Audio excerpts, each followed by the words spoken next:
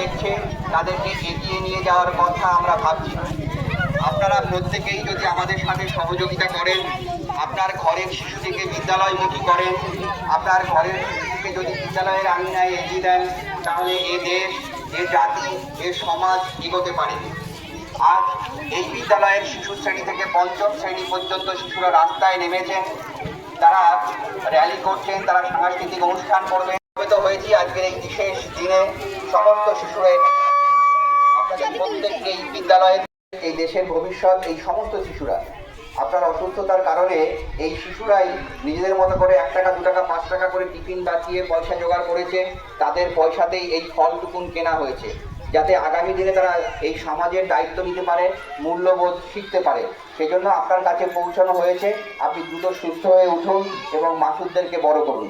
আপনাকে অনেক ধন্যবাদ ভাই। আমাদের খাওয়া দাওয়া, চতুর্থ পর্বে খেলাধুলা, ফলে তোমরা দেরি করলে আমাদের দেরি হয়ে যাবে। এবার আমরা শুরু করব আমাদের মাননীয় মন্ত্রীদেরকে সম্মাননা জ্ঞাপন। বর্ধমান মাইক্রোফোনে দিদিমণি, আপনারা মাইক্রোফোনে ধরবেন, আমি ওদেরকে একটু সম্মানিত করে ওরা নিজের জায়গায় চলে যাবে। আপনারা ভাবেই তারা দেশ চালাবে।